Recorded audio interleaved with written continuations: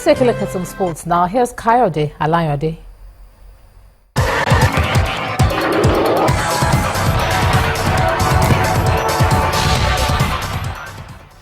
Welcome to Sports News. The president of Nigeria's Wrestling Federation, Daniel Igali, says the federation will participate in more wrestling qualifiers to boost the country's chances at the Olympic Games. Already, 7 wrestlers have qualified for the Games in Rio de Janeiro. That's in August, and the former Olympic gold medalist says early preparations will be key to the country's success in the wrestling event. I think a lot also depends on the Ministry of Youth and Sports, because a lot revolves around money. In our specific case, we have another athlete that needs to qualify, Oyebuchi Blessing.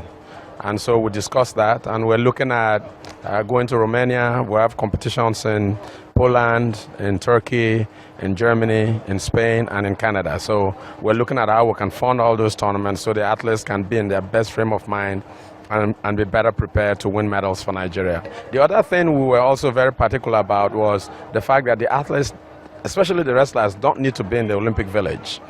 Because we compete on the 17th, we are traveling there, the Team Nigeria is traveling there on the 4th of August. So you have 2 weeks to stay in the village, which is going to be counterproductive. So we would maybe get there a bit later so we can have a good outing and not just go there for a jamboree. Meanwhile, the national under-23, the Dream Team 6, has been drawn in Group B for the men's football event at the 2016 Olympic Games in Rio de Janeiro. The African champions will face Sweden, Colombia and Japan in the group phase of the competition. The team's first game will be against Japan. Hosts Brazil will face South Africa, Iraq and Denmark in Group A, while in Group C, Fiji, Korea Republic, Mexico and Germany will compete.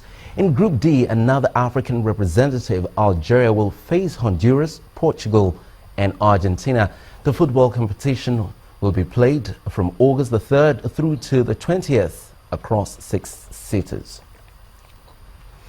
In tennis, 3rd seed Roger Federer took 68 minutes to beat 14th seed Roberto Bautista Agut of Spain 6-2, 6-4 in Monaco. The Swiss has returned to the ATP Tour after surgery for a knee injury after the Australian Open. He showed he was quickly up to speed, playing his second match of the tournament and controlling the match from the net.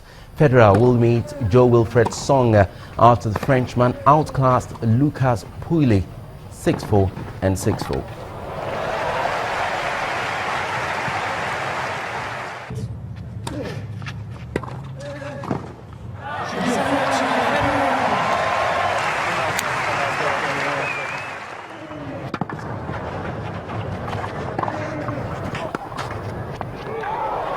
Staying on the courts now, Andy Murray fought through a roller coaster finish while Rafael Nadal had to hold off a young pretender as both seeds managed wins into the quarterfinals of the Monte Carlo Masters.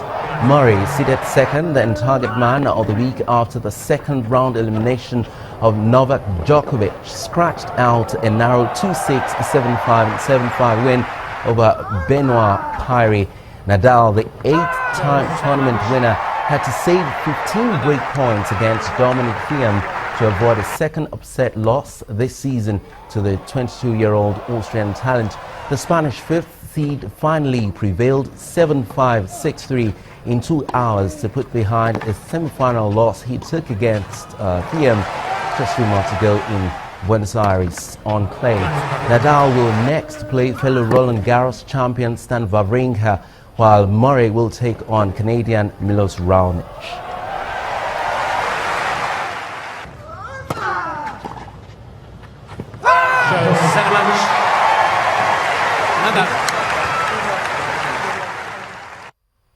And to Speed Sports now, McLaren driver Fernando Alonso has been given professional clearance to race in Sunday's Chinese Grand Prix.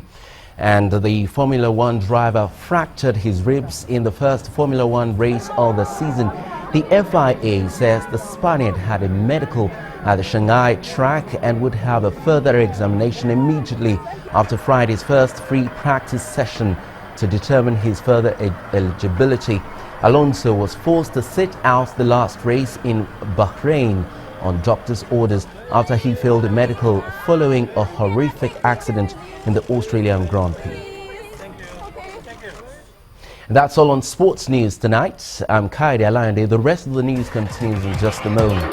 Stay with us.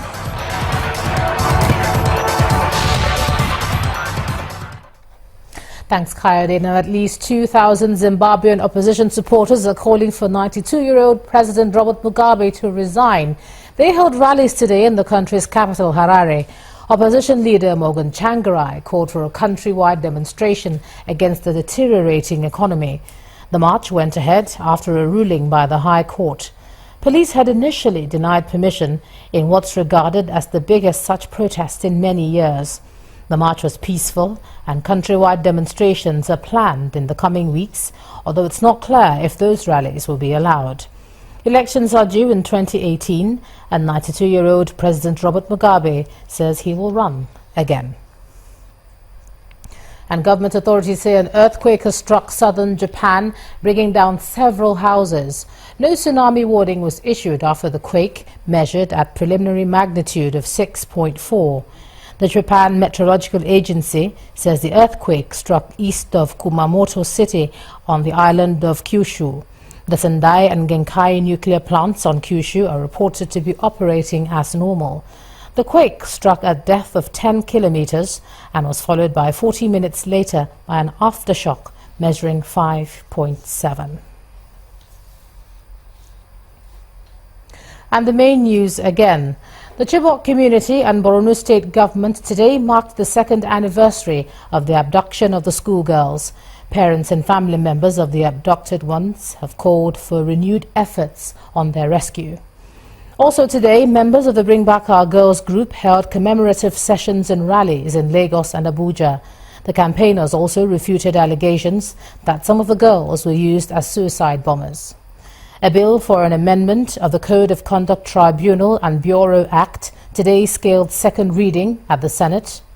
And mass protests held today in Harare, Zimbabwe's capital, against 92-year-old President Robert Mugabe's decision to run for another term ahead of the 2018 elections. And that's the news at 10 tonight. Thank you so much for staying with us. I'm Ijoma Hunyato. Do have a good night.